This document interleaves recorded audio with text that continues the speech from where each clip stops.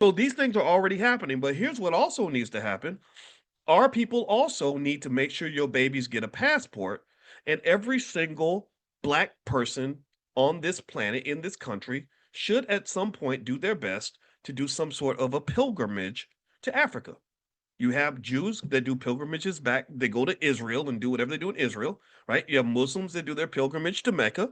I think that we should have a pilgrimage to go back to the slave dungeons and everything else where it all began, and get connected to that process, and then do your exploration to as many African countries as you possibly can. They should be fluid. They should not, they should have less concern about flying to Kenya than they do about flying to Detroit. It should be as easy for them to pop over to Ghana as it is for them to go down to Miami. Right.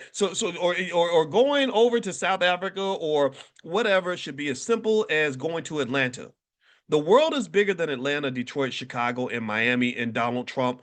You got a whole freaking planet, a whole damn continent that is a wealthy continent that is waiting for you to embrace it. And you got the money, so everybody wants a piece of what you got. The question is, who are you going to share that with? Right now, our biggest obstacle is that we love giving all of that money to white people.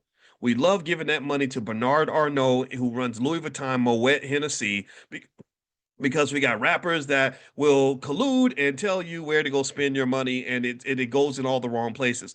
I'm here to encourage you to shift your economic thinking, to acknowledge your economic power, and to be very conscious and thoughtful about where that economic power goes. But in addition to that, I'm encouraging you to engage in a level of very seemingly radical structural thinking in which you dare say that maybe I shouldn't raise all my children to grow up and work for a white man, that maybe I can raise those children to collaborate with each other and form businesses and institutions of their own so they can have institutional power, which allows them to write their own tickets and make their own decisions, hire themselves, give themselves raises if they want to, and not be stuck under the thumb of white supremacist capitalism in America.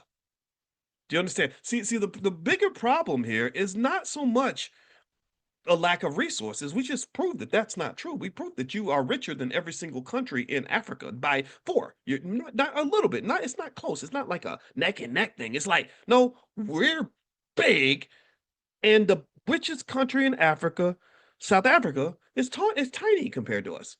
That didn't include the other 53 countries. I mean, like you look at Guinea, that's 30 billion. That's we probably spend 30 billion on Hennessy a year. I don't know, right? So my point is to say that we've got the power, we got everything we need, except the plan and the mindset.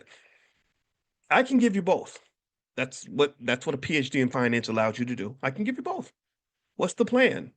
We educate our kids in a specific way to ensure that they are thinking on an institutional level at an early age. I don't when I introduce my child to money, I'm not talking to them about getting a job. I talk to them about how to create a job. I talk to them about systems and technology and how to come in as the boss of something, how to own something, the power of ownership, right? We have a conversation where we go through in our Black Business School for Children. What we cover are things like it's building sturdy children. Sturdy, STERDY. Sturdy stands for Systems, Technology, Entrepreneurship, Relationships, and Delegation for the Youth. That means that wealthy people think systematically. They're building systems, not labor. They know technology. Technology scales. That's where you get your billionaires from. They know entrepreneurship. If you create it, then you can manifest it into what you want it to be. But if you're living inside someone else's creation, then whatever you have is manifested by somebody else, and they tend to give you the crumbs. Relationships. Coming to Africa and I'm meeting people, I'm forming relationships. Those relationships matter.